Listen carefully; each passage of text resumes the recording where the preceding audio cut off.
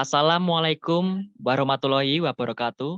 Salam sejahtera bagi kita semua. Selamat datang di podcast kami peserta pelatihan dasar CPNS Kementerian ATR BPN tahun 2022.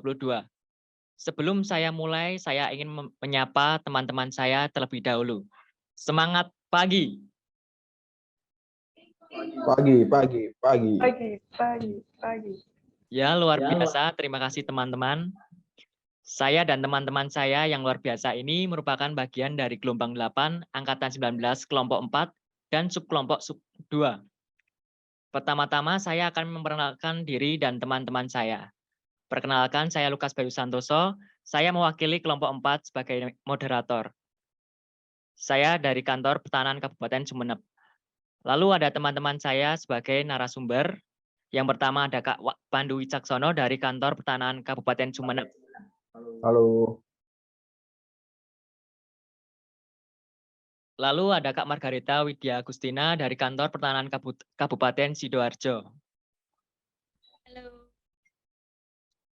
Lalu ada Kak Maulina Nur Atsani dari kantor Pertahanan Kabupaten Tuban. Halo. Yo. Lalu ada Kak Novianti M. Sitorus dari kantor Pertahanan Kota Jambi. Pada hari ini kami ingin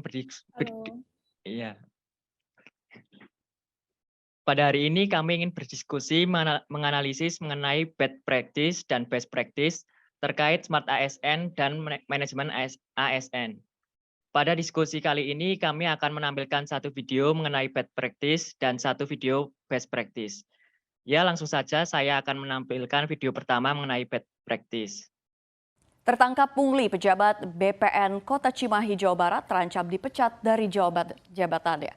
Terduga pelaku berinisial IW itu ditangkap karena melakukan pemungutan liar dalam penerbitan sertifikat tanah.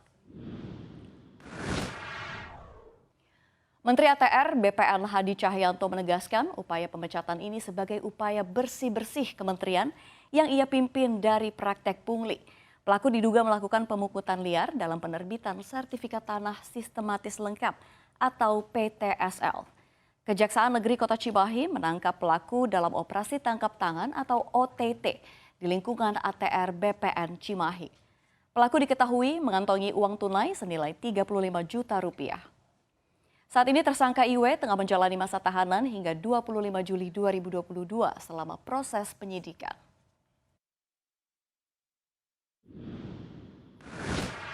Perintahkan yang bersangkutan untuk dicopot dari jabatan dan kita sudah tunjuk PLT. Apabila dalam prosesnya nanti, proses hukum, itu ternyata terbukti, maka saya tidak segan-segan untuk mencopot atau saya pecat. Sekali lagi, apabila terbukti, maka akan saya pecat, tidak ada ampun. Ya, video bad practice itu tadi mengenai berita tentang pejabat BPN Kota Cimahi yang tertangkap melakukan pemungutan liar dalam penerbitan sertifikat tanah. Saya mempersilahkan Kak Pandu untuk menanggapi berita tersebut. Baik, saya akan menanggapi tentang bad practice dengan membuat fishbone diagram seperti yang saya tampilkan. Dari berita tadi, saya bisa membuat fishbone tentang maraknya kasus pungli. Ada 4 faktor di sini yang saya masukkan. Yang pertama itu dari faktor individu. Salah satunya tidak akuntabel, ekonomi rendah. Lalu ada faktor lingkungan, yaitu sudah dianggap biasanya untuk praktek pungli. Yang ketiga ada faktor market, di mana yang dimaksud di sini adalah pengguna jasanya ya, yaitu ingin menyelesaikan urusan dengan instan dan cepat. Lalu yang keempat, untuk metode di sini ada lemahnya sanksi untuk pelaku pungutan liar dan lemahnya pengawasan. Ya, selanjutnya tanggapan oleh Kak Maulina. Baik, terima kasih Mas Lukas selaku moderator. Saya akan menanggapi video tersebut. Bahwasannya, menurut saya perilaku yang dilakukan oleh oknum BPN Cimahi yang tertangkap karena melakukan pungli sudah melanggar kode etik pegawai BPN, yaitu nilai berakhlak, dengan tidak memiliki nilai integritas dan juga menyimpang dari konsep manajemen ASN itu sendiri. Perbuatan yang dilakukan oleh oknum tersebut menunjukkan adanya kelemahan dalam sistem pengendalian ASN. Semakin melemahnya pengendalian ASN, maka potensi melakukan tindak pidana KKN semakin besar. Sedangkan ASN sendiri memiliki hak dan kewajiban yang harus dipenuhi, seperti hak mendapatkan gaji, tunjangan, dan fasilitas, cuti, jaminan pensiun dan hari tua, serta perlindungan hukum. Dengan adanya hak tersebut, ASN diharapkan dapat melayani masyarakat dengan baik dan profesional, serta tidak menyalahgunakan jabatan, sesuai dengan fungsi ASN itu sendiri, yaitu sebagai pelayan publik. Baik, selanjutnya saya akan menampilkan video kedua mengenai best practice. Selamat menyaksikan. Zaman sekarang zaman serba digital, canggih, nggak perlu keluar rumah secara sekarang masih pandemi COVID-19. Nih, soal aplikasi bukan hanya mesen makanan, bukan hanya ngirim barang ya, ngurus berkas, ngecek sertifikat tanah kita udah sejauh mana prosesnya, bisa pakai aplikasi loh. Beneran ya, namanya aplikasi Sentuh Tanahku. Nih, saya mau udah download. Dah, keren banget. Download aja ya. Kita bisa mencari tentang berkas kita, sertifikat kita, info layanan ada, lokasi bidang, plot bidang, sertifikat hilang, semuanya bisa pakai aplikasi. Jadi nggak ada alasan kamu, apalagi yang sedang ngurus tanah gitu kan ya, nggak perlu datang ke kantor pertanahan setempat. Cukup download ya, unduh aplikasi Sentuh Tanahku. Keren kementerian nih.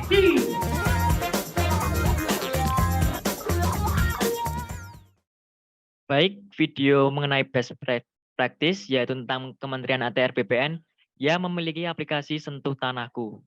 Saya mempersilahkan Kak Reta untuk menanggapi.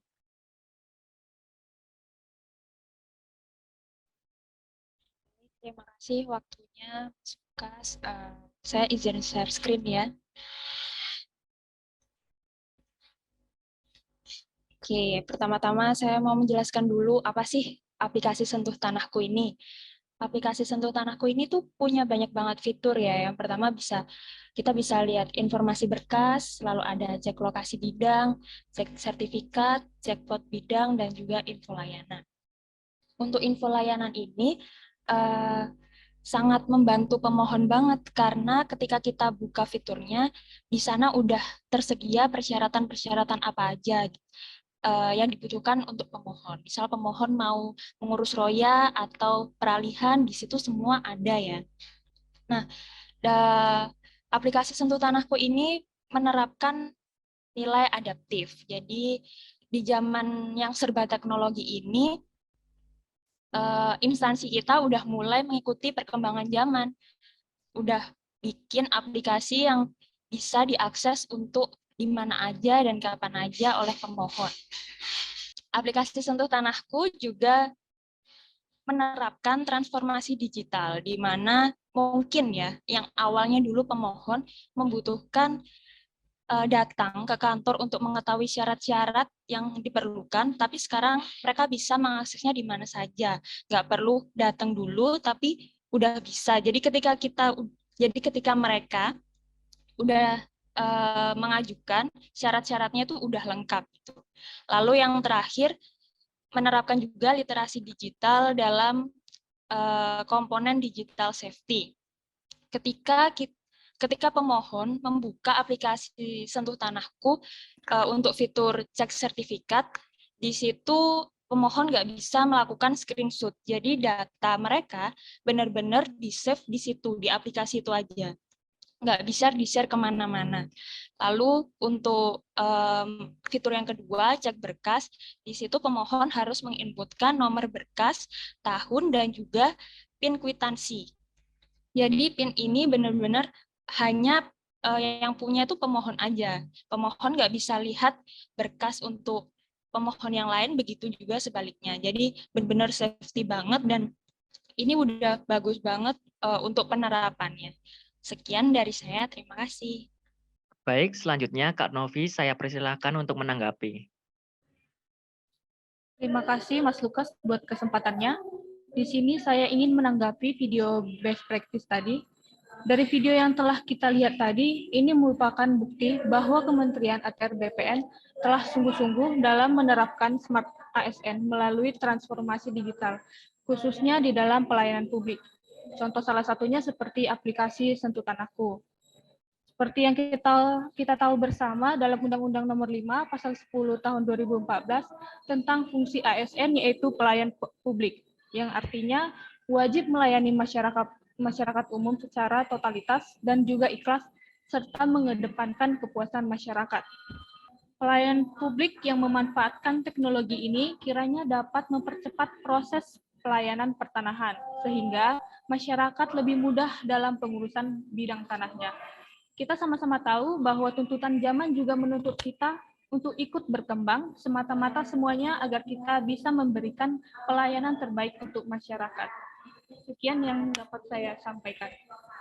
Baik, terima kasih teman-teman semua sudah menanggapi video mengenai bad practice dan best practice.